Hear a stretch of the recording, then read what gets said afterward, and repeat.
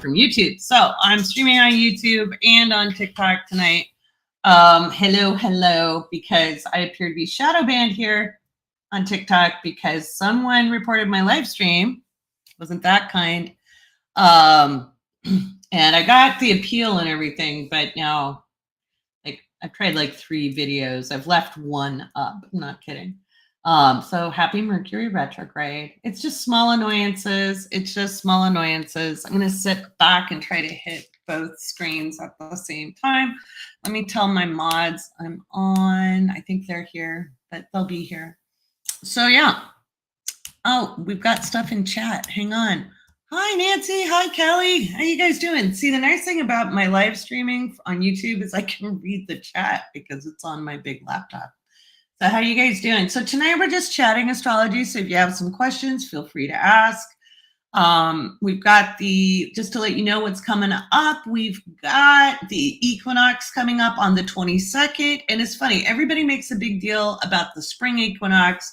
And it's almost like they forget about the fall equinox, the autumnal equinox. And that's just as big a deal. It's a time to weigh and measure and evaluate our lives as the light begins to diminish, because we have that equal day and night on the equinox itself. Tends to bring some wild weather with it. Both equinoxes do. And then it also tends to be a time where we need to reflect, take a look. What have we gained? What is wanting in our lives as we look to balance the scales? Because the fall equinox, the autumnal equinox, is when the sun is moving into Libra. So I'm trying to move. Let's see if I can do it this way. I'll bring this one closer. So then, see, now I'm looking at it the same. Okay, mostly. So, technology. So if you guys have questions, let me know. Let me come in and look at the TikTok. Is your life going to get better? Well, nothing ever lasts forever. Okay. Not the bad, not the good. Life ebbs and flows. We kind of make our lives go in different ways. So the one thing I know is when I've gone through tough times, and I have, knowing that it was a stage or a chapter in a book or in my life has always helped. So just like the moon changes signs, changes phases, so too do the tough times in our lives. It doesn't always have to be so hard. And I'm sorry, it is not easy for you right now. Things do improve over time. Globally, we're in a lot of changes for the foreseeable future, okay? For the next 4 or 5 years. It won't be as dramatic every single year, but we do have some more dramatic times heading down the path. And some of our hard times actually prepare us for big changes, and we're able to better navigate through those. Not saying it's easy, but it is something that does happen. So, so you're still trying to figure out the ebb and flow of working on yourself. Well, you just kind of roll with it. You just kind of roll with it. I think there's a lot. We talked about that in my Cosmic Surfers group, which is closed. We talked about that in Cosmic Surfers this morning. It's a class I teach that's a little more intimate, and we go into the deeper metaphysics and the deeper energy work. And we talked a little bit about that today. There's this expectation of perfection, and it really comes from very controlling belief systems. And so you have this idea that you're somehow supposed to know it all at a certain point in time, whether it's 30, 40, 50, 60, 70, 80. And I think the older you get, the more you realize, hopefully, that you don't have to know it all. And I think that's why you notice older people, especially post 50, being like, man, fuck it. Because you begin to realize you're not here to be perfect. We're here to have a human experience. So when you say work on yourself, you never stop learning to love yourself and appreciate yourself and be kinder to yourself. And so these are all really important things. Astrology can really help with that. I think a lot of people misuse astrology. They use it as an excuse to stay stuck, right? They use it, like, oh, I'm always going to be this way. I'm this, and that's not the point. Energy, it expresses in a multitude of ways. Consciousness expresses in a spectrum. So who you are yesterday is not necessarily who you are today. And I think people don't take enough time to measure their growth. They don't take enough time to really assess, okay, how you've changed in a good way, what you accept now. If you're looking at, well, I've always done this thing. Do you always do that thing? Is it really true? Is it really true? So I think these are important things. And with the equinox, this gives us a chance to reflect and to weigh and to measure. It's not about perfection. Life is not about being perfect. It is not even people with Virgo placements. Trust me, I got a South Node Virgo. Okay. South Node Virgo conjunct Pluto. Took me forever to learn that lesson. It's not about perfection. In fact, I like to say the power is in the noticing, the perfections in the correction. Okay. So when we notice there's something we can change or need to do better at, that's something. And astrology is a great way to assess our skills, assess our strengths, all of that. Don't use it to box yourself in, So, hey, so yeah, it's always scary. It's always scary. Life's scary. That's part of life. That's part of life. We have anesthetized ourselves in the last 60 years. Anesthetized it. Life. We've over sanitized it. Life has always been scary. And when you're taking on family patterns, when you're taking on generational patterns, of course it's scary. Of course it's scary. With reproductive rights, one of the things that dawned on me, my mom always emphasized, I planned you. I planned you. I was born in 1969. My mother was the first woman in the history of her family to have access to reliable birth control, to where she could plan a child, because 7 generations before her, ending with my grandmother, died under 40 because they did not have access to birth control and had a hell of a lot of kids. My grandmother had less kids, but still had less agency, right? So I was the very, very first. Now, can you imagine how long of a history that was, and to finally have agency? And I'm not judging people who didn't have, that, and I'm not judging people who have unplanned pregnancies. I'm just stating how scary to find you have agency. It was freeing and scary at the same time. She was breaking generational behaviors.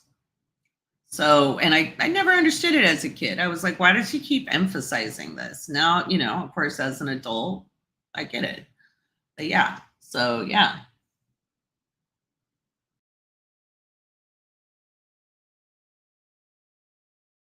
You feel insecure learning from other cultures? Oh, see, I got enough Sag energy. I've always been fascinated by other cultures and other ways of being, and finding out, how do other people live? How do other people believe? It's important to stretch and grow. It's important to stretch and grow, and it is uncomfortable. Nothing's comfortable about growing. I think we overindulge ourselves in not wanting to be uncomfortable as well. We can just recognize it and breathe on and move through, but yeah. Or had kids if there was birth control. Wow, powerful. Yeah, your grandma had a uterine rupture. Oh, with her 8th child. Wow. Yeah. Yeah, I don't know that my grandmother and grandfather loved each other very much, but I don't know that my father would have been born. And I would have had a different dad. I would be a different me. But my grandmother didn't necessarily want a lot of kids, and she didn't have that option on my dad's side. You know, my grandmother on my mom's side had no options either. They were born actually the same year. It's kind of weird because my dad's mom lived to be 92 and my mom's mom died at 36. And it's always weird to comprehend they were born the same year, you know, 1922. So, yeah. So, yeah. Okay. Give you more info on, sorry, I can't see. Do I have mods on? I haven't seen my mods because I didn't tell them I was coming on. Let me grab my Discord really quick. So, hey, how you doing? So we're just answering questions. You know, philosophy and astrology go hand in hand. Astrology has always been, you know, back in the day, it was part of being in the priest class or the magi or the magus, which is sorcery. It's not witchcraft, okay, because it involved a higher level of education. Not that witches are dumb. I'm not saying they were. It's just witchcraft itself came from kind of a different tradition. Not that witches didn't use looking at celestial bodies, they just didn't do astrology. They followed moon phases, and there's semantics involved in this. So we get too much information now and it gets blurred. It gets blurred. So, but yeah. So I think we have mods on, but let me grab it. I know I have one mod is under a tornado watch right now because I was going to interview Mackenzie, but she's under a tornado watch. So making sure she's okay. There's been nothing so far, but they got a tornado watch. That's what happens when you're out there. Okay, so I'm live on both YouTube and TikTok. Maybe I'll get a mod on YouTube. So, because they can come on. That's one of the other things is they don't have to worry about growing their followings to live stream with me on YouTube. So if you guys haven't followed me on YouTube, go ahead and follow me there. And if you guys are watching here from YouTube, I'm on TikTok as well tonight. I'm a little annoyed at the TikTok right now because somebody reported my last live stream. I won the appeal, but it still dinged my account. So it's getting it back. But yeah. What are my thoughts on Venus sextile Saturn placement? Hi, Mrs. Beauty. Venus sextile Saturn is a great placement. I don't tend to, on my live streams, answer, you know, like personal placements, but in general, a sextile is a very active, supportive aspect. And so when we're looking at Saturn, it can be very refined. It can be very structured. And so you're also very able to be good at business and commerce as well. But again, I don't tend to answer personal placements in general because I'm a Libra moon. And if one person asks, I'm going to feel like I have to answer everybody's and I don't want anybody to feel left out. So, but yeah. So, and I've got a masterclass coming up soon where we'll go through the natal chart. It'll take quite a few weeks. Normally I do like a 10-week class, but I think I'll probably do like a 6-month class where we go through kind of everything. So it won't be advanced astrology, but it'll go up to intermediate, and aspects are intermediate astrology. They're not beginner level astrology. Yeah. You're getting a better reception on TikTok or on YouTube? Probably. I don't know. To me, I'm getting worse video quality. So your husband has a Libra. So you know what I'm talking about then. Your hubby has a Libra moon. Yeah, we like to make sure everything's kind of fair, even Steven, right? Let me check TikTok here really quick. But yeah.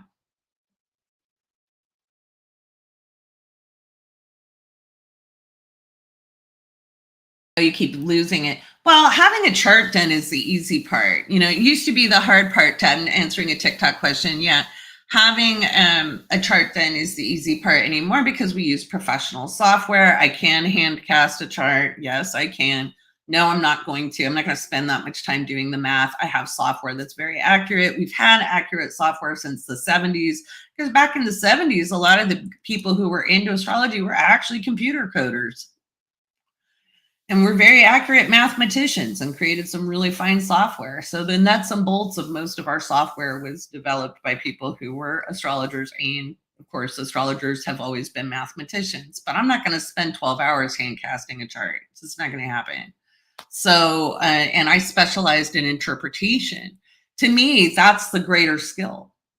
To me, that's the greater skill. Just because you can find free information online doesn't mean it's accurate, you know, and knowing how to communicate the horoscope is something that's important. And that's what I do. That's what I specialized in. And I've been at this for 3 decades. So, yeah. So, and we provide recordings. So after readings, I don't use the recordings for marketing. I don't. I'll put this into the chat. This is, here we go.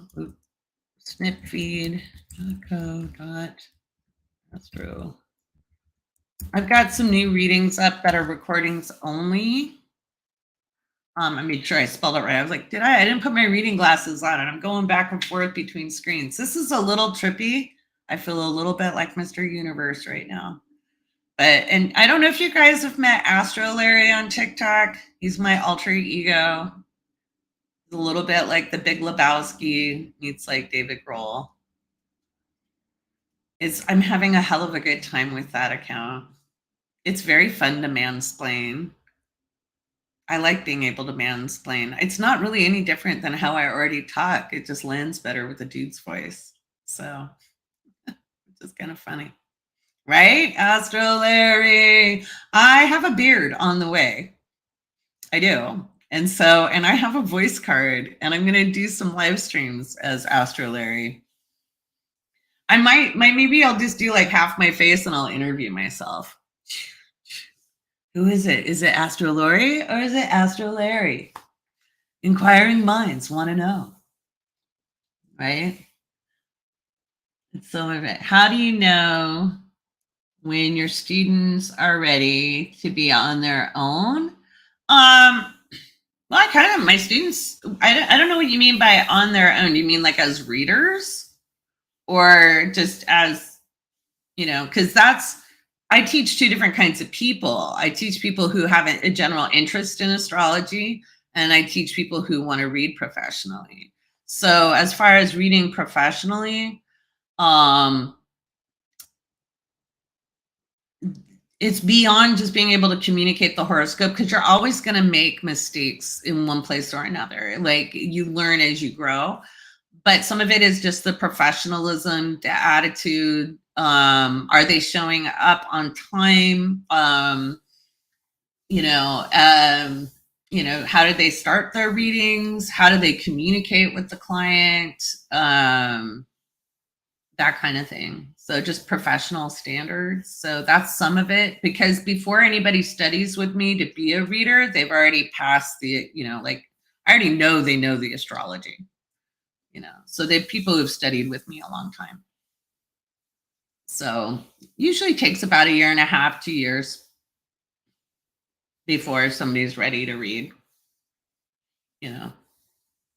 really, And then once people get to that stage where I'm like, yeah, they'll make a fine astrologer, because not everybody wants to be a reader either. Some people want to be an astrologer and do research. There's lots of ways you can be an astrologer without having to work with people. So you can write, you can read, you can, do research. It just depends. So, but as far as when I'm teaching enthusiasts, people just want to know more. So for self-exploration, I just offer classes. And if they want to keep taking them, they do. If they don't have to take classes with me. I'm not a, you must always study with me kind of person. So, and with the people I have reading under me, some of it is just giving them that safety net to come to if they're reading on their own and they have questions. Most of the times they feel pretty confident. Like Mackenzie's been reading on her own for a couple months now. And she's only had it's mostly like if it's a tough emotional reading. So sometimes like your own issues can be reflected in the person you're reading. And as a professional, you don't necessarily say that during the time, but sometimes it can be a little triggering. because somebody's like dealing with something you had to deal with. And that can be hard. And so having somebody to talk to and debrief with. So I act more as a mentor to the people reading under me than I do like the teacher, you must do it my way. So just like honestly, they've debriefed me. I had a reading not long ago, probably the first time in 15 years, where just something happened in the reading and it was very bothersome to me. And I was very emotional after the reading. So just because of what was going on in that reading. So really, really, it was good to have people who are now reading and can understand the immense amount of energy exchange and emotional exchange that goes on in a reading, because I also don't like how a lot of people will dive in to hit trigger points for people or try to examine their trauma. That's not your job as an astrologer. If you're not a licensed therapist, it's not your job. Your job is to point out people's how that energy expresses and how it can in a multitude of ways. I'm not saying gloss over things, but like when I see trauma in a chart, I don't dive into it to trigger the person. Being trauma informed is very, very important, because if you're not a licensed therapist, you have no business touching it. And a licensed therapist should have no business digging into someone's pain story or wounds. Okay. I'm very serious about that. Very, very serious about that. It's something very, very important to me. It bothers me when it's done otherwise. So I have very strict ethical standards, but everybody with me already had those. So, it's like, if I didn't think somebody had that, they wouldn't be like, I would have never said, hey, you want to do this? So yeah. If you want a reading, you can get go to the link in my bio. I have a bunch of different kinds. So like Mackenzie's doing natal readings. That's exploring your natal chart, your birth chart. She's remarkable. Remarkable. I've got a couple more coming up too. They're not ready yet, but they're almost cooked. And then I do the Astro energies, which is transit readings. And so we look at your timing over the next couple of months, etc. If you want to explore career, or if you're at a crossroads, or you're looking for like a deeper consultation, if we're going for a deeper consultation, then you look at the career life path. Oh, Allie, I love that. Allie, you're looking forward to Jennifer. You really like her. I love that. That is exciting. She'll be up and ready to go like mid-October. Mid-October, Jennifer will be ready to take readings. She is phenomenal. Each one is. Casey's phenomenal. Jennifer's phenomenal. Rita will be ready more towards November. Casey will be ready beginning of October, her last observation, because I observed them for quite a period of time while they read, and I'm just basically there for fallback to help them, like training wheels. I'm there to give them some confidence. We've actually taken training wheels off a while ago. Now I just sit back. If they want me to contribute, I do. And but I'm mostly there to debrief afterwards, point out what they did really, really well, anything they might need to tighten up, we take a look at, finding out how they feel about it. But pretty much they're chomping at the bit. They're doing really good. The confidence level, the practice is good. So, but they were already good at the astrology to start with. And I point that out. I'm like, I'm nice. I'm not that nice. I'm not going to let you read for me if you suck. So that's kind of how it is. So, but yeah, thank you, Casey. Oh, I actually have a recorded, you need guidance on your love life. If it's a relationship synastry reading, I have a recorded reading for that you can find in my snip feed page. So if it's synastry, comparing two charts. So other than that, I'm not a huge fan of those type, but yeah.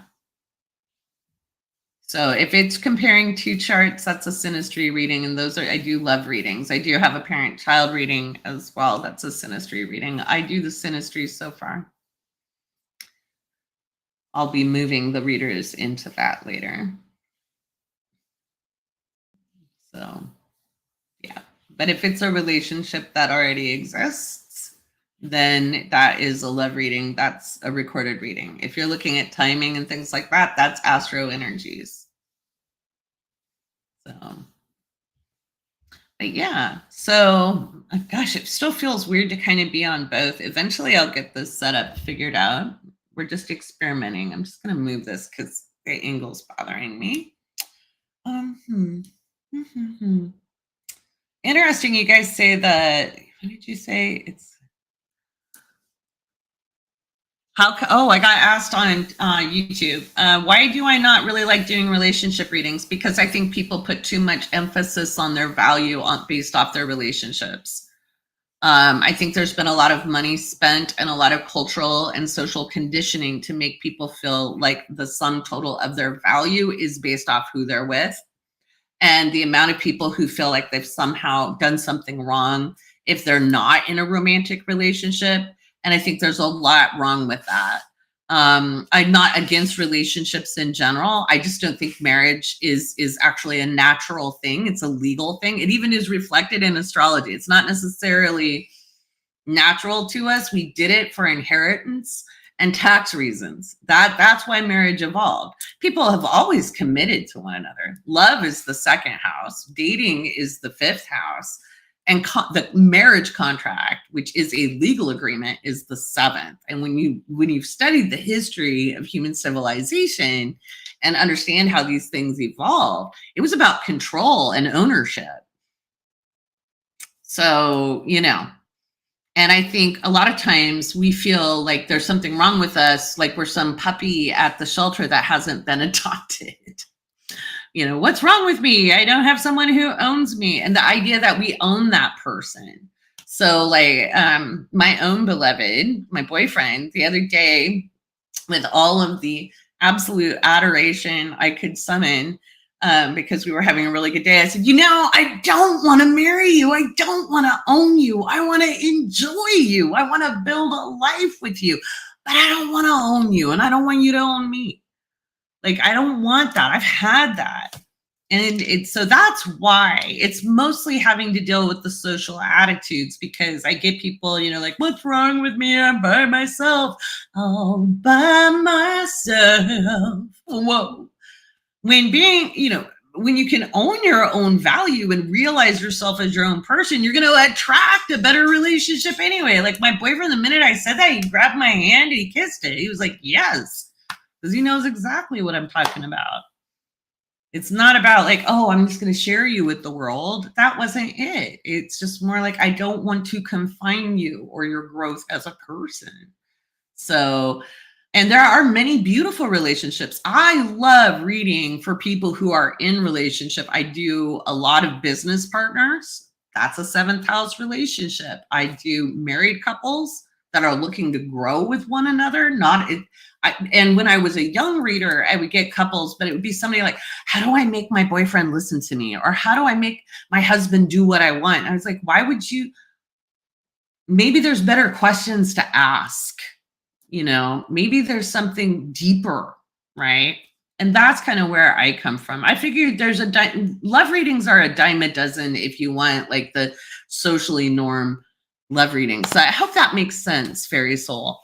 It's more like I want people to understand how precious they are and find their inherent value so they can match with someone who actually will reflect that back, because otherwise we're picking a match that reflects our insecurities or reflects how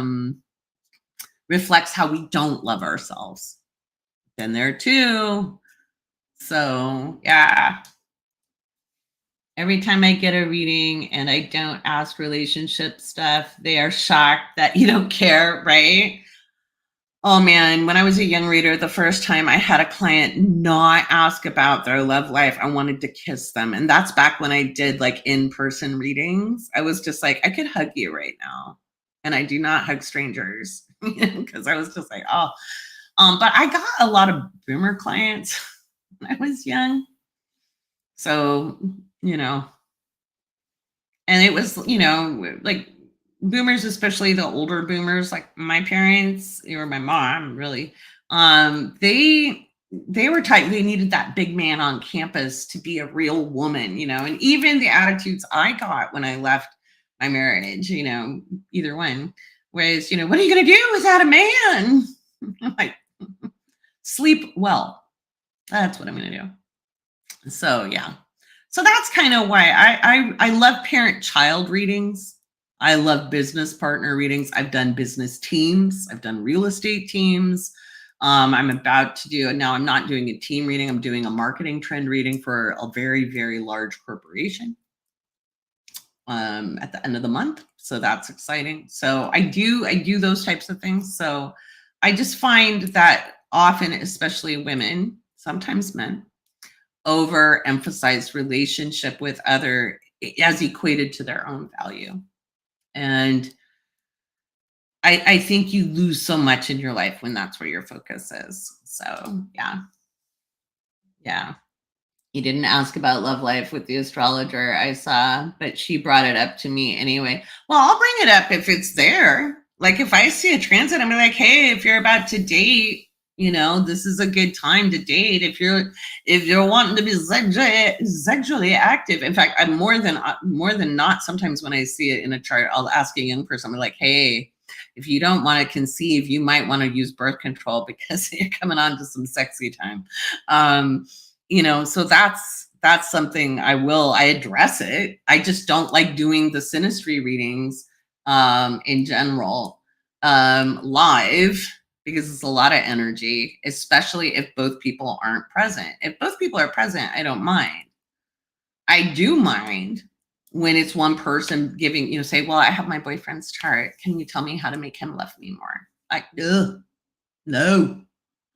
I'd be like, if you feel like you have to make someone love you, you're in the wrong relationship. Okay, point blank. You don't have to make anyone do anything. And that's the stuff I'm trying to avoid getting. And I'm dealing with a large public audience, right? So that's what I don't like. Actual relationships, I love those readings. I love them. I love real synastry. That's why I do parent-child relationship. That's why I do business partnerships. That's why I do actual couples. And one of the funniest ones, I did a reading for a boyfriend separately. Sometimes I have couples come to me separately. I have husbands come, I have wives come.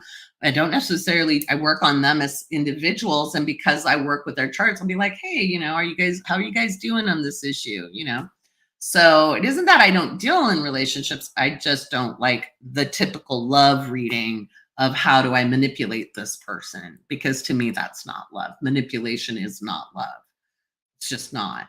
It's control. And I will fight control with everything in my body. So, and it's a lot of readers, tarot readers, a lot of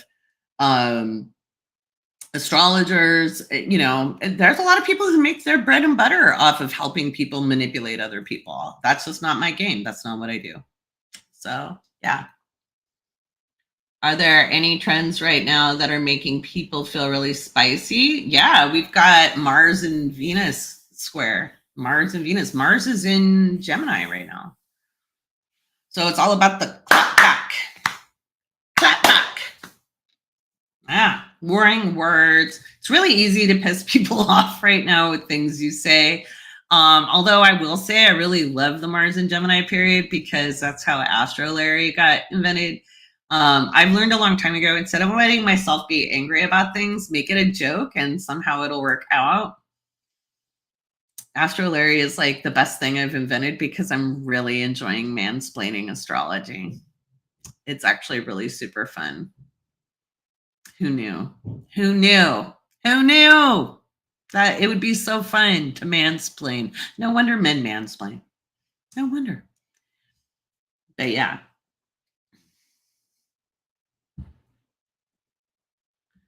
You found someone and you're compatible in every aspect except Jupiter.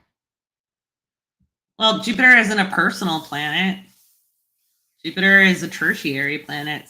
Snack packs. Come on. Jupiter is just, and even if it's a square, even if your Jupiter's a square, that isn't a bad thing. That can be really creative. Squares aren't bad. Squares are creative. Like, I don't like the bad and good. I think that kind of dualism limits you. I think anything can be used to your advantage. So just like last night, after when I found out my lives were banned until I appealed, I went onto YouTube, and then Jennifer popped in, and now I'm streaming on both places because I have people who get better reception on YouTube than they do on TikTok. And there's people who, like my patrons, were all like, please be on YouTube more because then we can watch it, like if we're not awake, because I have a lot of people on the East Coast.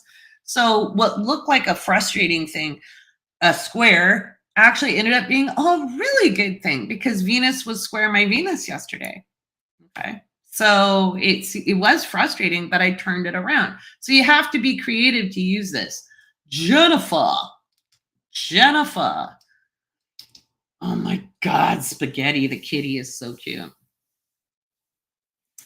We saw Meatball last night. She brought Meatball up. So yeah. Chart is fire. It is a Jupiter square. Ooh, but that's still hot. This boy is on fire. Way to go, Pax. Meow. Have fun with that. I love that. South Node conjunct South Node in Sinistry. Well, you're either 19 years apart or you're born at the same time, like within the same year. It doesn't mean a whole lot. It really doesn't mean as much as most people think. Now, what does mean something, which is kind of interesting, like when I see like a parent-child chart, like Jen, we were talking about that. Her dad and her share a North Node, so she was a nodal return baby, and her sister and her have like the North Node conjunct the South Node exact to the degree. Now that's significant in a relationship, but if it's just your South Node, North Node, if you're born the same year, everybody has that, like within a little bit, right? Or you're born within a couple months. Otherwise, you're 19 years apart because you have nodal returns. But North and South Node don't have a lot to do with the inherent nature of who you are, right? Your person is a Sag rising and you're a Taurus rising. In total opposite social, well, I would imagine. Yeah. Yeah, you can be total, yeah. And that's an in conjunct. So you guys don't socialize. It's kind of like ships passing in the night as far as the energy goes. But you could have a lot of great supporting aspects there because we are the sum of our charts. We're not the individual parts of our charts. So yeah. Yeah.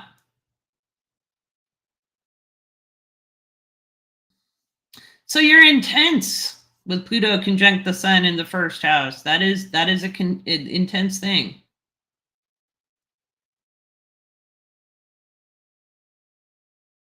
Did you mean you're a Sagittarius sun with a Cancer moon?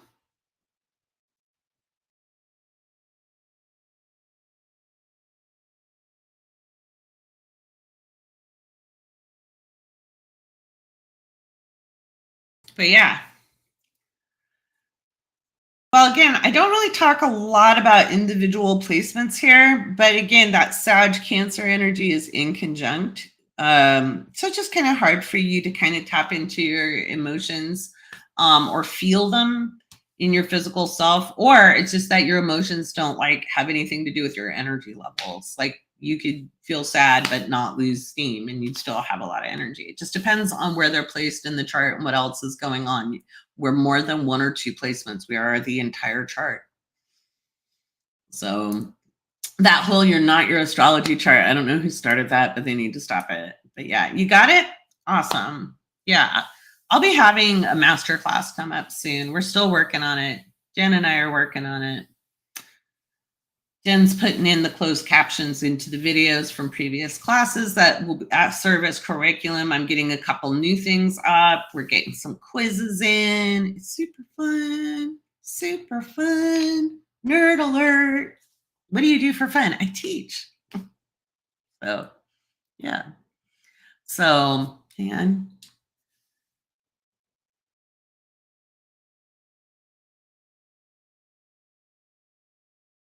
Is there a specific aspect for how timing plays in a synastry chart, like bad timing? Okay, that question. This is why I teach classes where people can ask these things differently. No,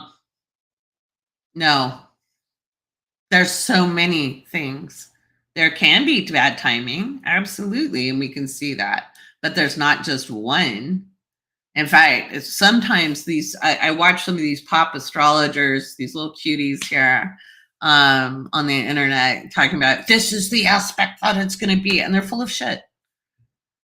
You can have an aspect come in that's supposed to be really good. It blows the relationship up because it frees you up to the next best thing. And you can have something that looks like it'll destroy a relationship. Well, it'll destroy a weak relationship and it'll take another relationship to the next level. Come on, booze. You got to open your mind. Astrology was never a subject meant for like basic thinking. It's a lot of mental energy. A lot. You have to really broaden the mind. It's not just this is all good and this is all bad.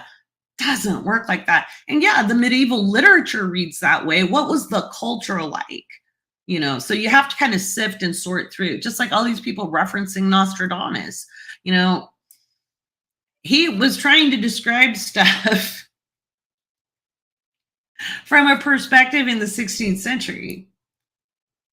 You know, anyway, and so everybody wants to act like they know exactly what he thought. Bullshit. Nobody knows what he thought. So, yeah. Thank you. Thank you, Casey. Anything here on YouTube? Oh my God, the lighting on here drives me nuts. Like the minute I move, it changes. Now I'm green, but not in a cool TikTok filter green. It's like, oh, I'm like, oh, who's Olive? I am. Oh, there, I fixed it. Okay, good. Whew. But yeah.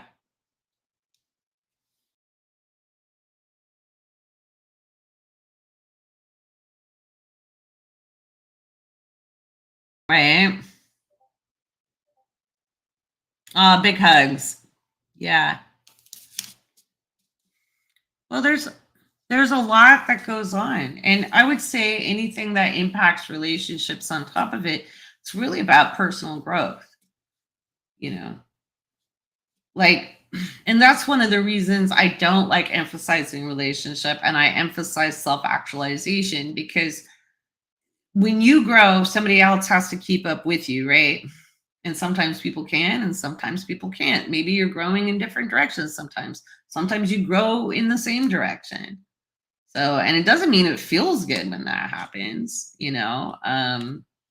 But I think we overemphasize the value of relationship on our individual self. So, like, you know, because I hear so many young people, you know, like feeling like there's something wrong with them because they're not in relationship. And I'm like, nothing wrong with you because you're not in a relationship. You might not have found the right person. Why would you want to just, you know, don't settle, for God's sake, you know? A great example of that, my second marriage. You know, when I said, hey, I don't want to be married anymore, the response was, but I don't want to be alone. And I was like, that's the worst reason to stay married. You know, and I'd given it a long time, like 17 years. But somebody wasn't willing to grow. I kept hearing the same excuse. Well, this is just the way I am. I'm like, really? And I would point out the way I was when we met, how I had changed and transformed and grown, and that fell on deaf ears, you know? So eventually I was like, well, I'm in a growth phase and I need something better. And I'm not leaving you for anybody else except me. And that was the truth. You know, doesn't mean it felt good on that side of things, on his side. Didn't feel very good to have to say it either. But, you know, made it a lot easier though when the first thing wasn't like, oh, what could I do to change or what could I do to help? But when the first thing was, wait, I don't want to be alone, I was like, making the right decision, you know? And I was by myself for quite a long time. I did it on purpose, you know, because I'd never been alone. in my life as a young person, because guess what? I fell for the social programming. So, when you fall for the social programming, what happens? And so unpacking that, going, wait, do I really need somebody else? And then, of course, I met somebody. The minute I was like, oh, I'm going to go mind my own business and build myself, and, there, boom, there they were. So, yeah. And yet, do we live together? No. No. We might someday. We don't know. And I'm okay either way. So I think that's something you have to know, you're going to be okay either way. If you feel like you can't breathe or you can't live without somebody, oh my God, look, by the way, I lost the nail on my middle finger. And so I just want to salute whoever it was that reported my live stream the other night. So we're going to give a middle finger missing nail salute to the person who reported my live stream. I did not purposely remove that nail, but I feel like it should be used. Just saying. Feel free to. And if you're new joining, I wasn't flipping you off, I promise. So I can be naughty. That's the funniest thing about Astrology. Astrology is me talking. It's just me with a guy's voice. So you left a relation. Yeah, you were okay, I'm going to read this. Allie Beth says, yep, I left a relationship and wasn't looking at all and found my person. Exactly. Yeah. Yeah. Yeah. I always say my boyfriend and I collided, and we collided together and we collided apart because we met like 6 years ago. But neither one of us were ready, but that's when we could meet. So that's where we just literally just imagine like two tornadoes colliding. Phew, boom, whoa, chemistry. Whoa, what is this? And then bing, out. And I was like, I'm going to go work on me. And I did. And then last year, we very gently re-entered. And it's been very nice. But it's a very different experience because I enjoy him, but I don't need him. I don't need a relationship to feel secure. I don't need a relationship for security or stability. I gained a lot of skills in my life to take care of myself.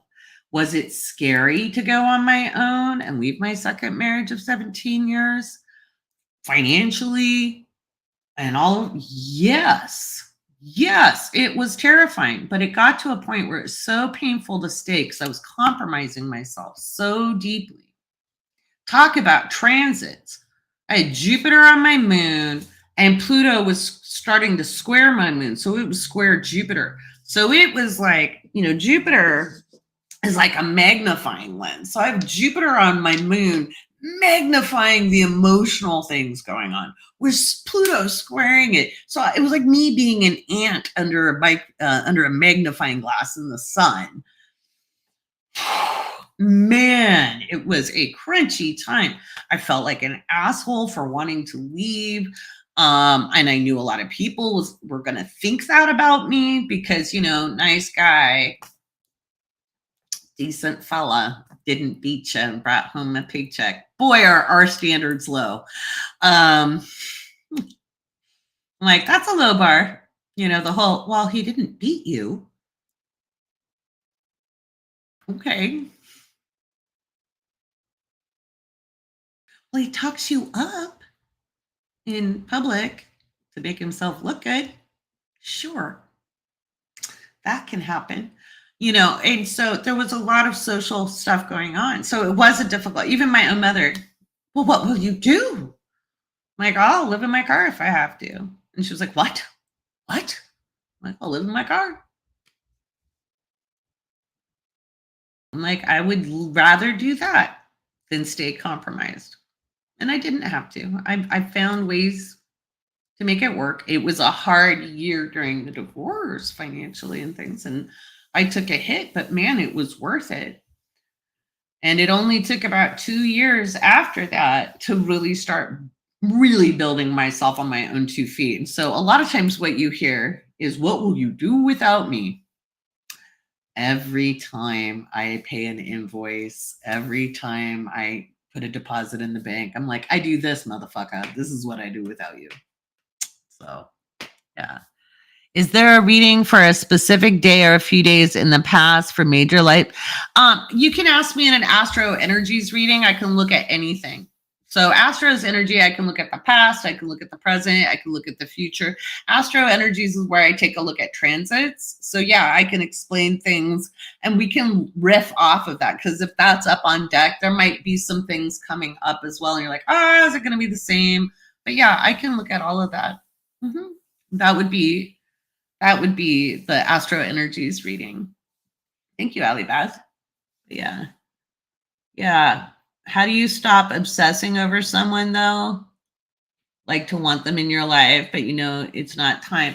That can be really hard, especially if there's certain aspects between you two. Like I kind of had that with my present boyfriend.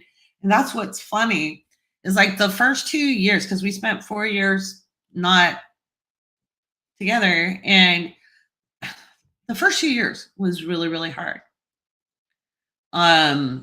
And it would like literally physically ache. Like my heart ached. And I was like, well, as long as I feel that way, I can't even, I don't want to be with them, because I don't ever want to feel that way with somebody. I don't want to be that reliant emotionally on somebody. I think that's really dangerous. So I took time to just focus on myself, and I just moved through the pain, and I would do anything to focus on this more than outside of myself. And there were a lot of people who were like, oh man, you got selfish. I did because I overgave myself everywhere else for 20 some years. So, suddenly putting the energy back, that matters.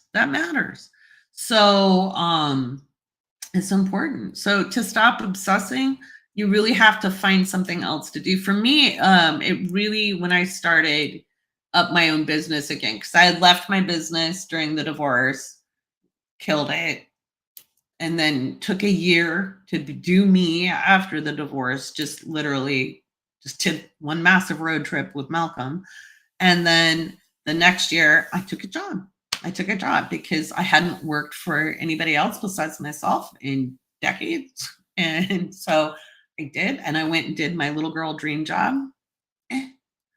And then when the lockdowns happened, then I went back to having a business. And then all of my focus went here, and everybody else went out the window. Because if you want to be successful, you have to hold your focus. And that's when they popped up. And I was like, shit, I actually have video from last year. From when we were meeting up for the first time in 4 years. And I was so nervous. And then I was so happy. And I was actually kind of glad, because in my head at that point, I was like, do I really want to see him? Do I really need to see him? And I was like, yeah, because I want to know, did I make that all up in my head? Do I really feel that way? Or was that just a stage? Was it real? Or did I make this up in my head? But the minute I saw him, I was like, no, it's freaking real. Super real. So, which is nice. Scorpio rising things. Exactly. Yeah. Try to obsess over yourself. Absolutely. Or things you're interested in, get like hyper focused on something. Because the more you're like looking up like their social media, or you're looking at what are they doing, and it's hard if it's not time, and it can be really real. Sometimes a relationship or the feelings for someone is really real, and it's just not this lifetime, when I dated in between, I had my hoe phase. I never had a hoe phase when I was young. I did it at 50. It was fun for a while. I proved to myself that wasn't what I wanted, but it was nice to do it without judgment as well, because I was raised with a lot of moral judgment on what a woman should and shouldn't do. So I was like, you know what? Fuck social convention. I'm going to go out there and I'm just going to go have some fun. And I did. I had a lot of fun. But, and not every date, but I went on a lot of dates. Like, I made up for lost time, I can tell you that much. And it was kind of fun. And I treated it just like I'm just networking. I'm just going to go meet people. So there was a lot of coffee dates where that was it. It was like, oh, nice talking to you, and we're done. And there were a couple of dates that were ha-cha-cha. So no regrets. But yeah. Thank you. Yeah, it was super fun. Thank you. Well, and it was really fun because I was living with my daughter at the time. And I'd come home early in the morning, holding my shoes in my hand, and she'd be like, "Where have you been?" And be like, "Out." And she was like, "Mom, you're acting like a teenager." I'm like, "I know, I didn't get to when I was a teenager. So isn't this fun?" She's like, ugh. Parents these days. It was so fun. I drove people nuts with it, but it was fun. So, but that's something, I looked at my own transits. I looked at my own natal chart, and I was like, okay, so how can I express this energy in a different way than I have before? That's still, there's so many layers to who we are. And when we can unpack and express it without like the social conditioning that limits us from being all of ourselves, honestly, after a while, it just got boring, because what I found is like there's these like dating rituals and things, and people think they're being original, but they're not. And I was like, wow, the amount of unoriginality out there. My Gemini Venus is just like, ugh, you bore me. I'm out. So yeah. You didn't have a long one. You burned your life to the ground at 19 and had like 5 boyfriends who swore I was their soulmate, and you ghosted them for rehab. Oh, don't feel bad, Ali. No, because you know what? That whole "you're my soulmate" is codependency. Our soulmates cover a range of expressions, and good you chose you and took care of you. And if you are in a healthy mind space, right, or mindset, you're going to express the frequencies that are less healthy in the chart versus the ones that are more healthy. And that energy, it's where some people say evolved, unevolved, conscious, unconscious. I think I try to say healthy and less healthy, okay, or socially conditioned. I think we really need to be careful of using duality to punish people. There's a lot of social controls, and you must be virtuous. You must. Whatever will you do when your body no longer functions? Whatever will you do? What if the pearly gates don't open? That's control. Nobody knows what happens when we die. So enjoy this one. Enjoy this one. And not everybody's idea of fun is the same. Not everybody's idea of relationship is the same. Not everybody's idea of fashion is the same. Not everybody's favorite music is the same.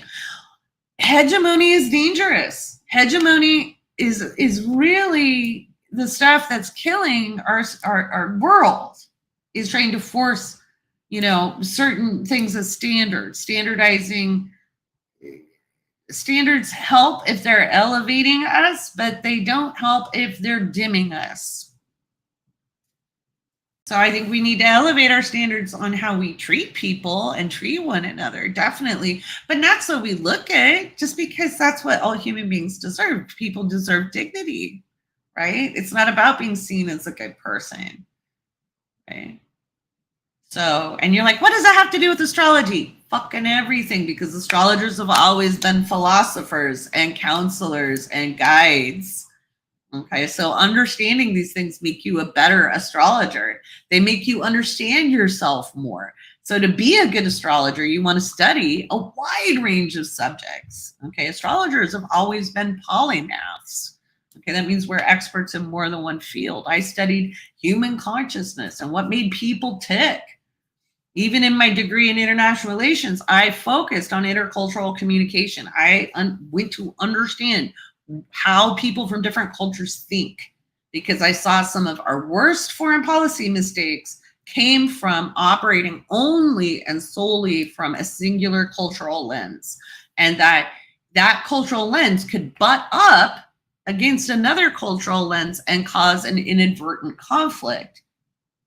And sometimes it was done on purpose, and sometimes it was, we have conflicts that really didn't mean to happen because somebody didn't take time to learn about somebody else's language and understand how to communicate. So to me, that's important, and it helps understand you as people as well.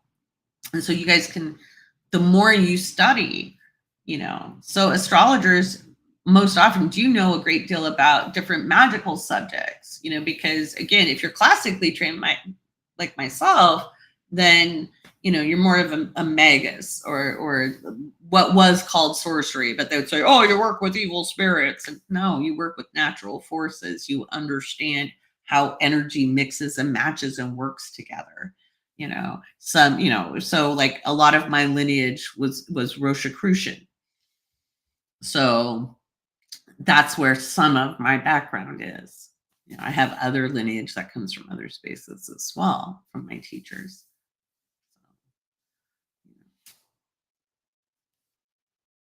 Oh, will it be up on YouTube? I'm broadcasting on YouTube right now, so this will be on YouTube as well. So yeah.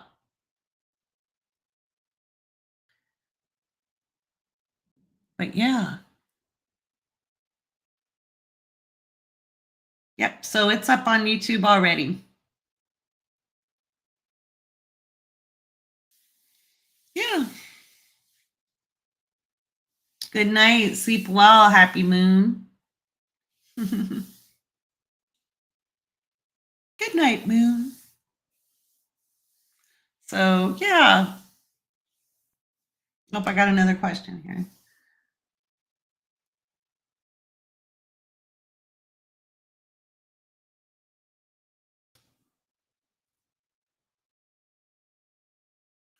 Well, you can study law and astrology all at the same time. I would focus on what your current studies are, but that doesn't mean just because you're studying law doesn't mean you can't study astrology. I would put my focus if you're in the process of becoming a lawyer, that's where I would put my focus. The other question would be, let's see, how do I feel about Aries rising around this time? It really depends on the rest of the chart. The moon's in Cancer right now, so the 19th and 20th will be a little crunchy. I'll get the horoscopes for the week up on Patreon tomorrow. So tomorrow is a writing day. I actually had such a good facial yesterday, and she did cupping. Do you guys know what cupping is? Usually you do it for sports injuries and stuff, but there's facial cupping, and it's very gentle.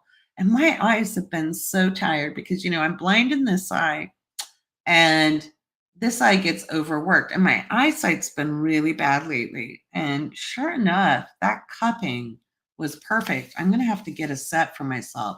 So the eye cupping is so gentle. So you don't get the hickeys with eye cupping.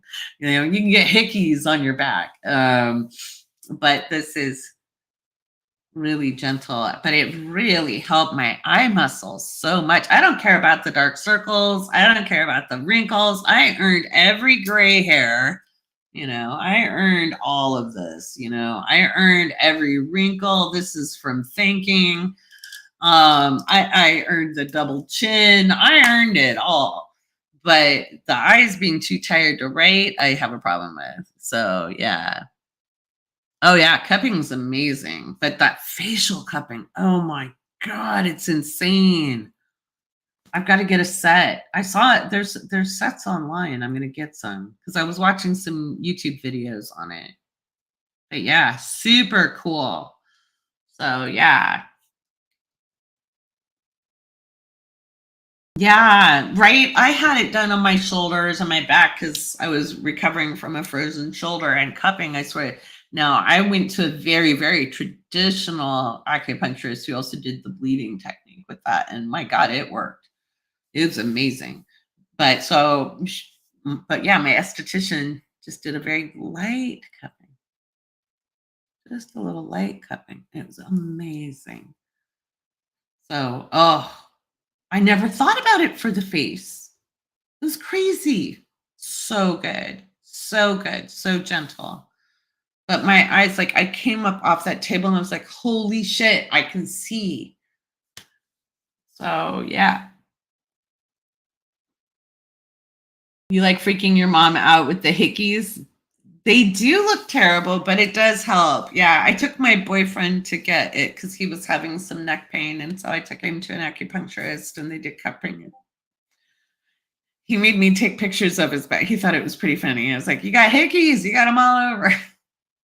So, but they do. They look like big hickeys. But yeah, you don't get the hickeys from the face cupping. It's a very, very gentle silicone, and they use like a facial oil.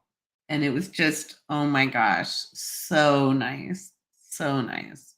So I always have dark circles. I always have since I was a kid. I don't care about that anymore. I used to be self conscious. I'm not anymore. I don't care. I don't care. But yeah.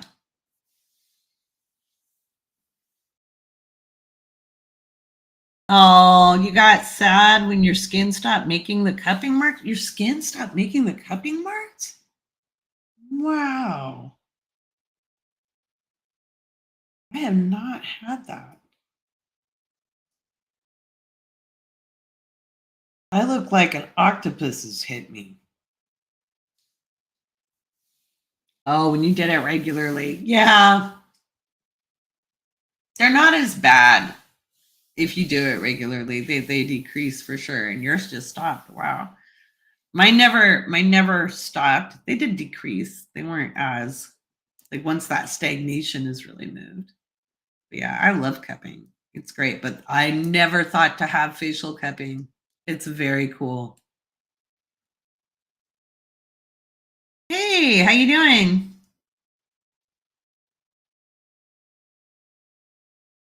Oh yeah, the moon in Cancer. Yeah, no, I'm always fine. Moon in Cancer is just kind of a quiet time for me until the 20th. So when the moon hits my sun and squares my moon and is opposite Pluto, we'll see how I feel. It's usually I'm just kind of pissy at that time. We'll see what happens. So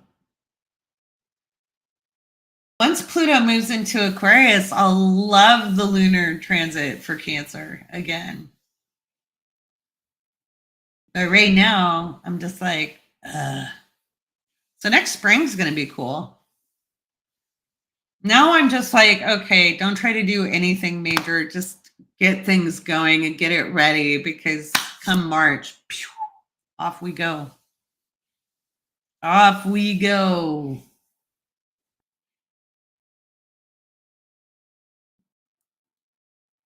Oh, you do it for, oh, it does feel so good. See, somebody else knows about the facial cupping. It's so good.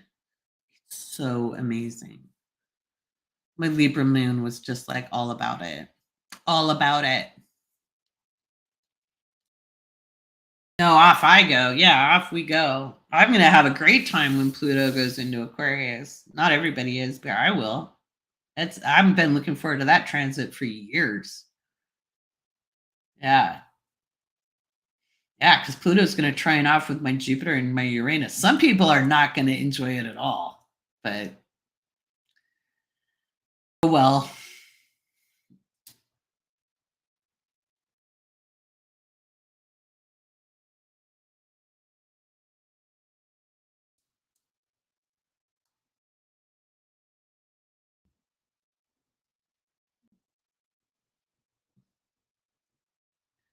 Oh, that was mean.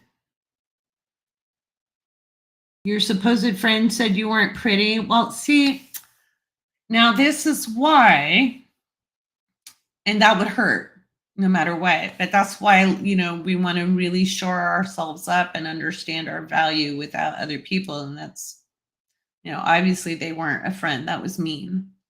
But yeah. Hey, I'm doing good. How are you, Tia?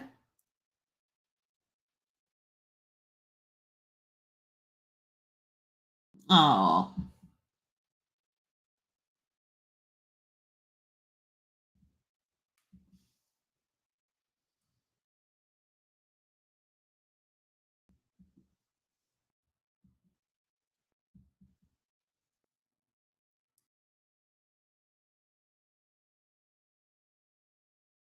I watch you whenever you are live. I thought I was prepared. You're so not. What are you not prepared for, honey?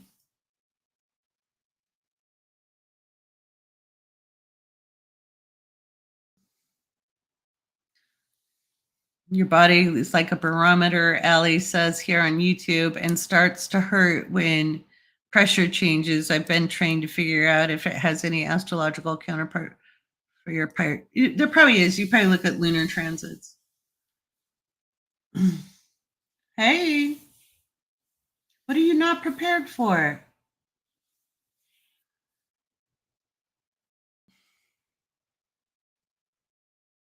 Pluto and Aquarius should be pretty snazzy. It's really different energy than Pluto and Capricorn.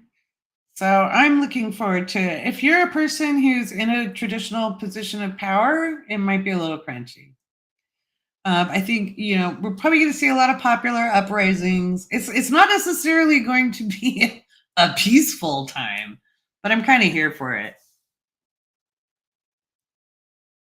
Oh, the evil that's coming out, people close to you.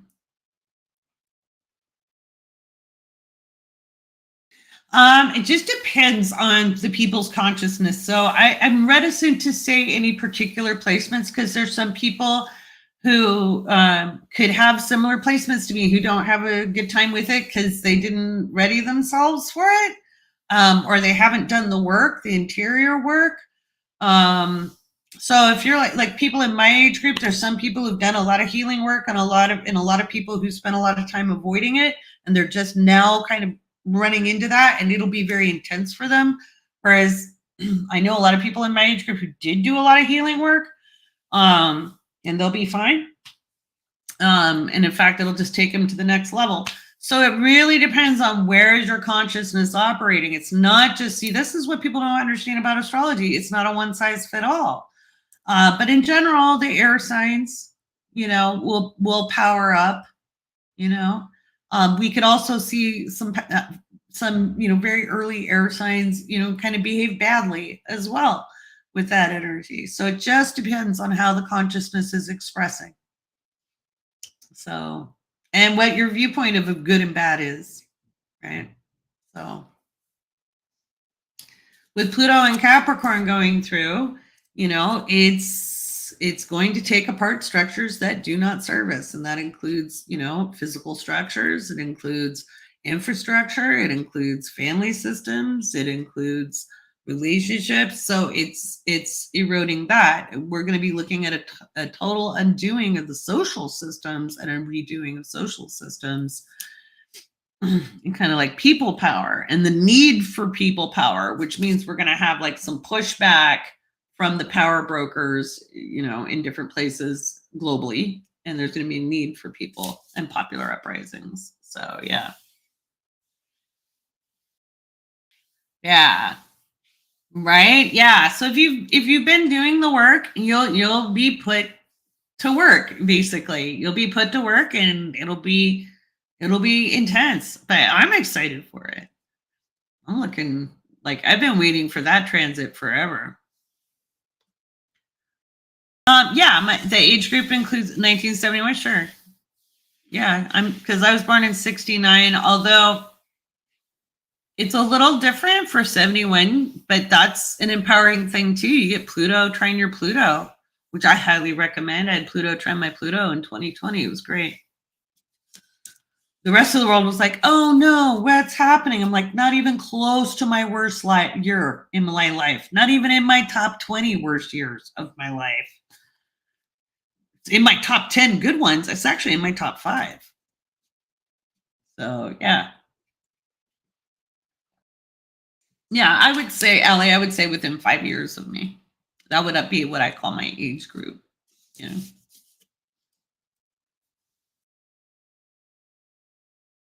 Oh wow, Costco was out of rice today. Damn it. I'm going tomorrow. I didn't get there on the weekend. I'm going tomorrow. That pisses me off. Hopefully they'll have some where I go.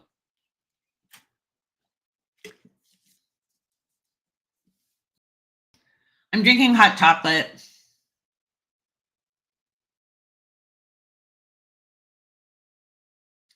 Well, yeah, when you find your voice or you're speaking your truth, you can't expect anyone to agree with you. Just because you find your voice and your truth, that's yours. That has nothing to do with anybody else. And you know what? There's going to be a lot of people who don't like it. Fuck them. You know, because that's the thing. If you're growing, other people are forced to grow. Just like if they're growing and you're in relationship, you have to grow if you're going to stay in the same energetical wavelength. If you're not, it moves apart and you go to where you do resonate. So there can be people we love. There could be people we've grown up with. These could be lifelong friends. It could be family. And when you find your voice and you stand in your truth, this is the worst mistake people make, especially women. And I only say it because I've experienced it, but we'll be like, I'm going to stand in my truth and I'm going to speak it. And here's my boundary. You can't talk to me like that anymore. And they look at you and they go, fuck off. And they do it because a boundary is not a command. You've set the boundary. Okay, if they breach it, then you have to know what you do next. So the biggest boundaries we can set are inside of ourselves. Like, I'm not going to have a conversation with a person like that. That person has already shown how they're going to continue to talk to me. So what am I going to do? I'm not going to entertain it. Right? Okay, I'm not going to entertain it. I'm not, but we do it. And I did it too. So I'm not judging and I'm not making fun of you at all. But this is what we tend to do. Here's my truth. You have to honor it. They don't have to do shit. They don't. Now, you can say, if you want to have a relationship with me, if we're going to have a relationship, then this is how the new communication goes. And if they say, don't want to, you don't have a relationship. That's the point. It can be painful. It can be hard. But you know what? There are other people out there you can be in relationship with. We can have chosen family. I walked this one for years. 2016 was my cleanup year. 2016, 2017. I had cleaned up for so many years and got the boundaries, found my truth, found myself. I spent 20 years doing that, finding my equilibrium. And finally, nothing was matching in my life. And whatever didn't match went away. So yeah, I tossed away a 17-year marriage because it wasn't an actual partnership. I got nothing out of it except a headache. That was it. Right? This happened to your sister, 25 years older. Oh, she just wanted to disparage your cousin who is like your sister 2 years younger. Oh, yeah. Every single conversation. Yeah. Yeah. So you don't have to entertain it. You just be like, hey, I'm not talking about that. Yeah.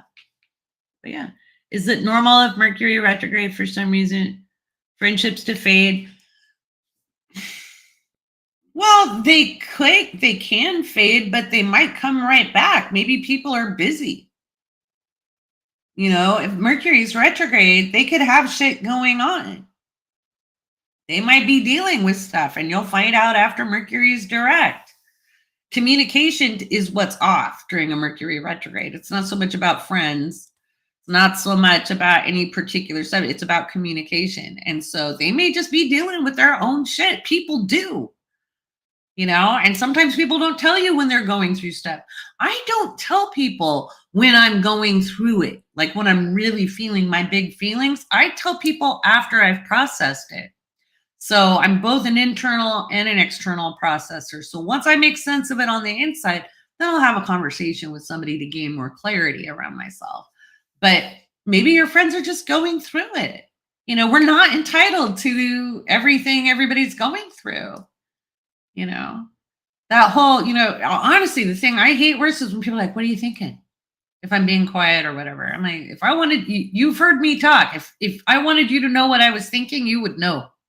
If I'm sitting lost in thought, I'm considering things. I'm thinking, or believe it or not, I know I'm female, but I do have a blank box. I occasionally go into my head where there are no thoughts. You're like, I am thinking of absolutely nothing because my brain is tired. Yes, women, we can learn how. But yeah. Right. Oh, she's 74. Well, yeah, for people in their mid 70s, now is not a fun time. She might be in pain and doesn't want to talk about it because she'll have to admit to some health issues or stuff, so you're just going to have to kind of be observant. I know that's hard. My parents are in that age group. My parents decided to travel to Egypt against their astrologer daughter's advice. But so far, I checked their Facebook. Looks like they're having fun. Because my mother did not text me the way she's supposed to. But in good Pluto, in Leo fashion, they've posted their little pics to Facebook. And my father, who has a completely shattered spine, is sitting on top of a camel. But I'm like, if it's your bucket list, have at it. It's fine. Just don't die in Egypt. Don't make me fly there. That's all I've asked. He has health problems. I'm just like, oh, that's great. Can you wait till you're home or do it in some place that's easier for me to get to? Thanks. But yeah. Reached out to see if everything was okay. Oh, and they never responded. Well, they just might be going through it. And you don't want anybody around. Yeah, they might get later. You could wait a couple weeks. Wait till Mercury's direct and say, hey, I've just been kind of worried. How you doing? Yeah. Check. Oh, Allie's dad is 75 and just getting done with cancer treatment. Yeah. Love each other and can't communicate it. That's really common. Yeah. That's unfortunate. Yeah. My dad is 77. My mom is 75, and I get it. Yeah.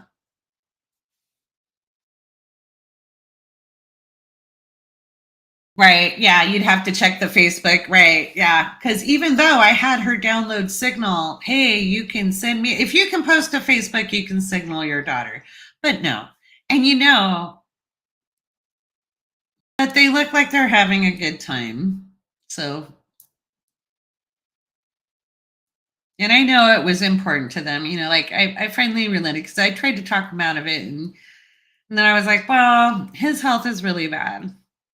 And it has been. And we already had a talk at Father's Day where he was like, I don't have a lot of longevity left. And I was like, yeah, I was kind of guessing that. And he was like, yeah. So he's made it longer than we expected. So, we'll see how he does. I just was like, oh God, what if he fell off the camel? But, it didn't happen. He's fine. But yeah. It is and it isn't. It is and it's rough and it's not rough. It is and it isn't.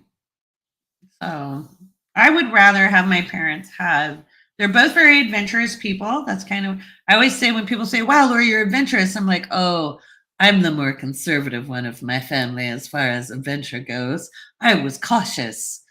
I always figured I'd hear my parents going, Yahoo! So yeah, I'm the cautious one, and I've had plenty of adventure. So I wouldn't want them to play it overly safe. I'm just concerned just because of just where the world is at today and where his health has been. And I know that it'll probably take a lot out of him. So, but I wouldn't want them to not live their lives either. I just don't want it to like interrupt mine either. Selfishly, I'm like, okay, can you wait till you get home? So yeah. Oh, I'm sorry to hear that, Hope. My mom's mom died when she was really young, so yeah. Although my parents aren't exactly good parents, so they look great on paper. Let's put it that way. They look good on paper. So that's why I said it's hard and it's not. There's part of me that's perfectly okay with it. So this was a very long healing journey in life because it was not, yeah. And in some ways they did some things right. Most of it was not right at all and very damaging and took about 40 years to fix. So yeah, there's that. But I am sorry you lost your parents young. That's very hard. Oh, yeah. You were in the hospital last weekend? Oh, for your spine too? Oh gosh. Yeah, he had I hope you're okay. Cause ouch. Yeah, dad had actually a staph infection in his vertebrae. That was in 2021. I have TikToks with me driving to Wyoming because they decided to retire there. Cause that's what every parent should do, right? Retire to Wyoming. That was fun. Although it was really funny at the hospital when they were like, "So when you're flying back to Los Angeles," I'm like, "No, I drove here. I can stay as long as necessary. So how about we get the treatment plan right?" Because I was being a bit of a pain in the ass because they didn't have to be good parents for me not to want them to suffer. I can't abide by suffering. So yeah. So it makes me squeamish. I don't like it. Yeah.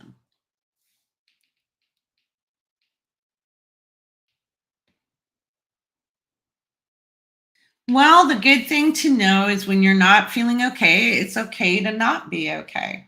It really is. It's okay to not be okay. And it's okay to know that it's a moment in time and things ebb and flow and nothing will stay the same. The only thing that stays the same is change. Things change. So tonight it is difficult. And sometimes we have to walk through those times when we're growing and changing and it can hurt. But it's not going to be that way forever. So yeah.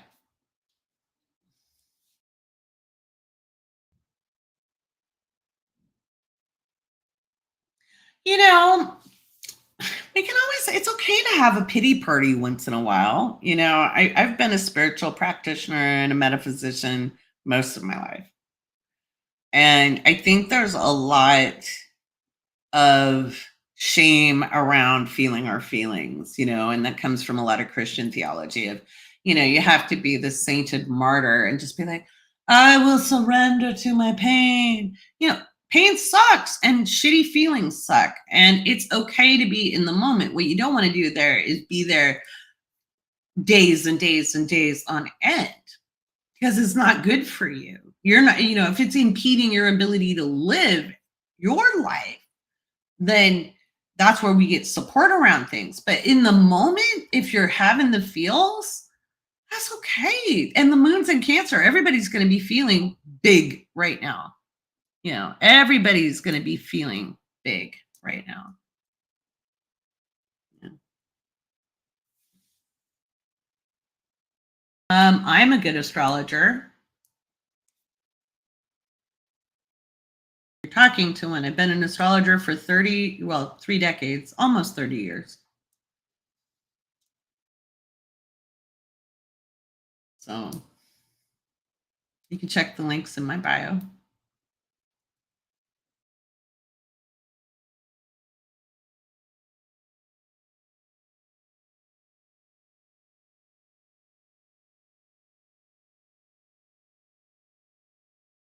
Oh, thank you so much. I appreciate that. Yeah, you're feeling the Cancer moon. The Cancer moon is very, very intense. M. Oh, you're typing. Oh, yeah. Yeah. Mods have got you on that. But thank you so much for the compliment. I appreciate it. I love the testimonial. I've been getting wonderful testimonials from my readers as well. So for like natal readings, Mackenzie is phenomenal. I've trained good astrologers as well. So Mackenzie's up and reading. We'll have Casey up starting in October. She'll be doing natal readings. We'll be doing some joint recorded readings. You can check all of that out. But yeah. Every time you see a Nero, you think of me. You should. Thank you. I love that. My Nero is amazing. I love my Kia Nero. They're hard to find on the lot anymore. I was like referring somebody to that. That's my car. McDubs. Yes. Casey, Jennifer, and Rita Sim. But McDubbs, Mackenzie is an amazing reader. One of the most eloquent and beautiful interpreters I've ever seen of astrology. Just there's a compassion and a kindness and an understanding to Mackenzie that is eloquent. She's also a very fine metaphysician as well, and she gives very beautiful readings. Each one of the astrologers in resonance has brought me to tears more than once from the beauty of how they express themselves. And Mackenzie has more than once made me have to grab a tissue because just beautiful descriptions. Your phone is not working in the middle of a thunderstorm. Oh, don't worry about it. You're good. Stay safe. Mackenzie was under a tornado watch, so I get it. But yeah. No, I've done everything from consumer packaged goods to information businesses and consulting businesses. I'm a certified business coach, so I have experience. I've done both. So I've worked in CPG. I've done marketing for CPG as well as retail. There isn't really, because I'll refer you out to professionals as well. We're looking at timing on those readings. So I just had a really cool customer who is like in food products, and I referred them for PR and some other things because I saw some other openings as well for that person as an individual. So I was like, well, you've got this, but you should be positioning yourself as a leader in that industry and a thought leader. And there's other income streams that you can make available. So that's some of the stuff that happens in a business reading as well. If I see that there's another path for income, because as a business owner, as you know, you need multiple streams of income. You can't just have one. But yeah.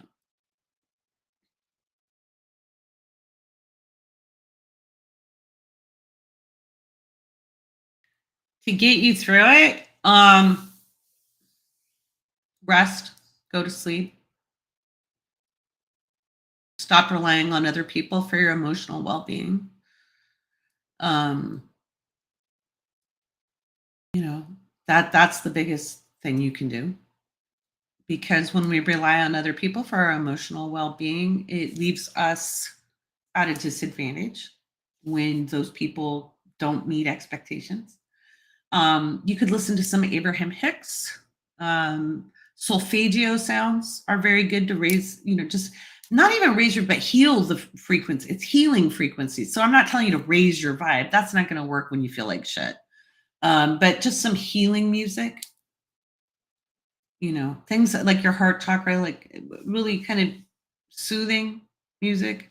There'll be sounds you won't be able to stand depending on your emotional state. So find one you do like. Find one that is soothing. Take a bath. Take a bath. Wash it off. You know, um, but do something to move your thoughts out of where it's at. It's hard. I know. I do. I've walked through it. But the only way out is through. We can't go around above it or under it or to the side of it. We just have to go through it. And sometimes we have a dark night of the soul, and that's where we feel alone in things.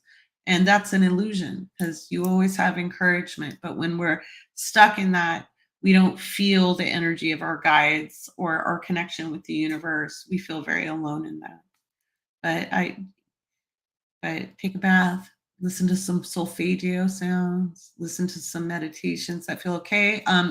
If you haven't done the free meditation linked up in my bio, it's very good for clearing the energy out, and it'll help bring you back to your center.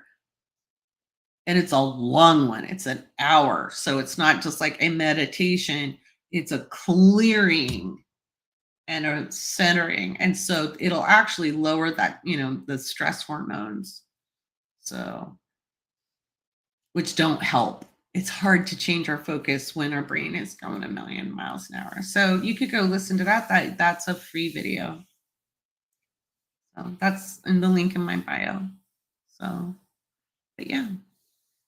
So there we go.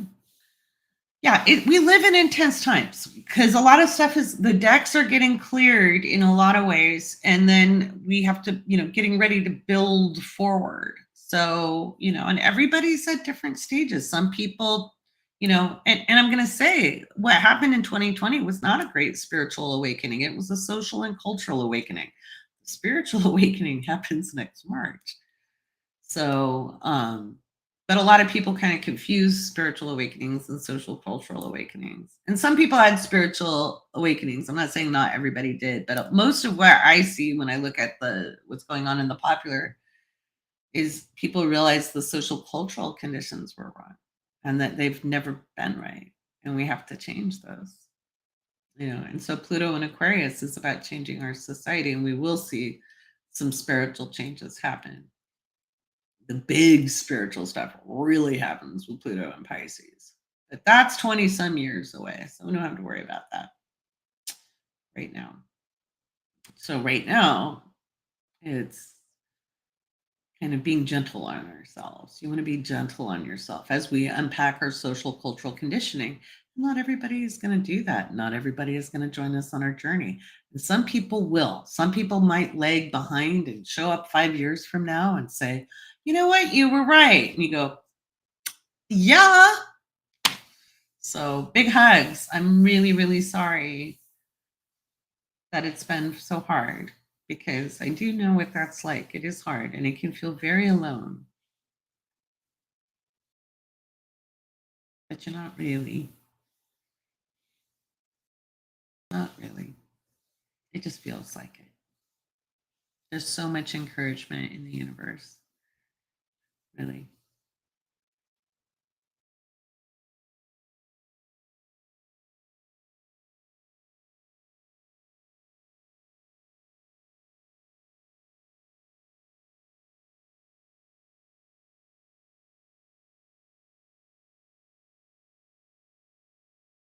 Yeah. Well, guys, I have to be up early in the morning. Oops. I have to be up early in the morning. The moon will remain in Cancer through the 20th, and the 19th and 20th might be a little crunchy for cardinal signs. And like Taurus and Aquarius might feel a little bit amped up on the 19th tomorrow. So just be aware. Mutable signs, you got Mars running through, and you've got it's square Venus, so you might just feel a little critchety. But yeah. Oh, love you guys too.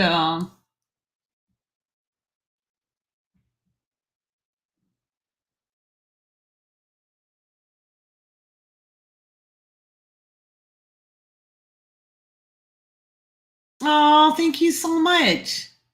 I love that you're unloading your truck and watching for the energy shit. I love that.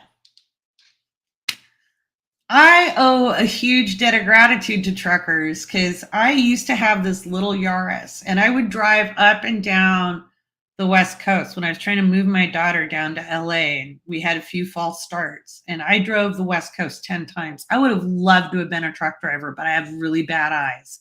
But man, if I had good eyes, that's exactly what I would have done. I would have been like, I love driving, right?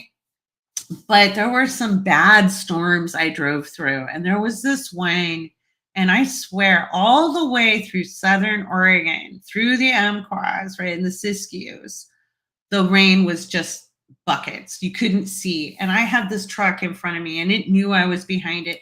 That truck let me follow it all the way to Corvallis, where I was able to pull off. That's like 150 miles. Just they would slow down as my little car tried to keep going.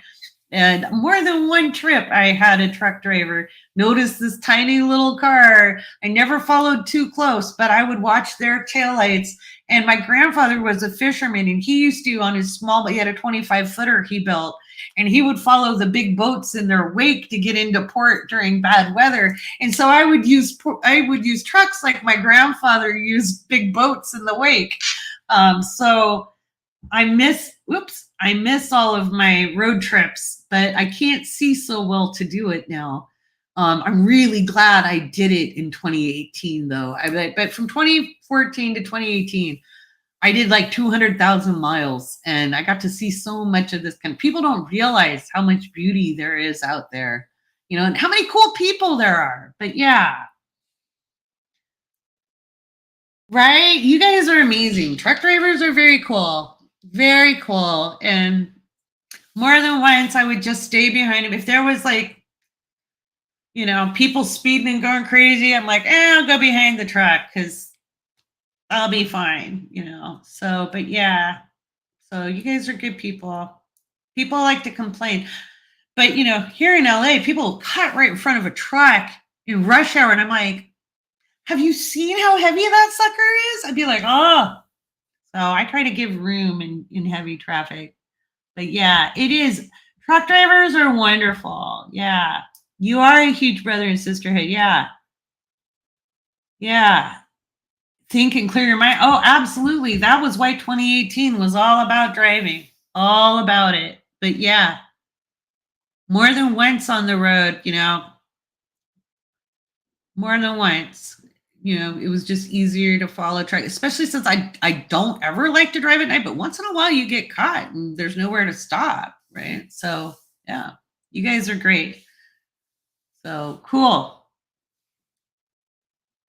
Yeah, people do not understand how heavy. My dad was a firefighter, so he would drive the big rigs for that. So, but yeah, I more than once, but I've never had a problem with truck drivers on the road. Never. Well, except once through Wyoming. My son and I were taking this trip. I'd driven from Seattle to Austin in 2014. And Wyoming, the speed limit was a lot higher than we were used to in Washington. It was taking me a minute to get to it. But this one truck, anytime I passed it, he would like be offended and just like, roar. And we called him the mad truck driver because he did not like being passed. And it was like hundreds of miles. And I was just like, let him go. I'll just slow down. I was just like, oh my God, we're going to die. That was the only one. That one was offended easily, which was, I'm like, there's massive amounts of lanes here, but no. It's probably because I was driving a Yaris through Wyoming, but no. Now I have my Kia Niro and I really love it. And it gets great gas mileage. I get 500 miles to a tank if it's full. And of course I don't drive that much now, right? I've had the car for a year now and I don't even, I just hit 5,000 miles. So yeah. Probably was a short guy. Probably. I don't know. My brother's short, so probably. I don't know. Who knows? I don't know. But yeah. So good times. Anyway, much love, guys. Stay safe out there, okay? All right. Bye.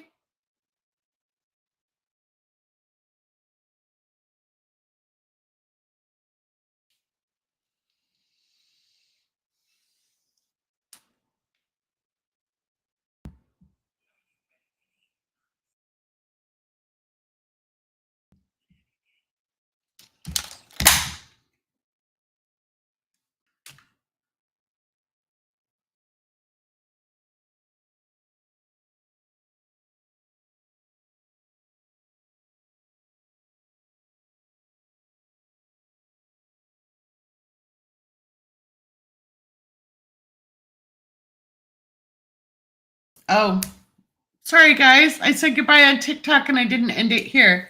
Bye, guys.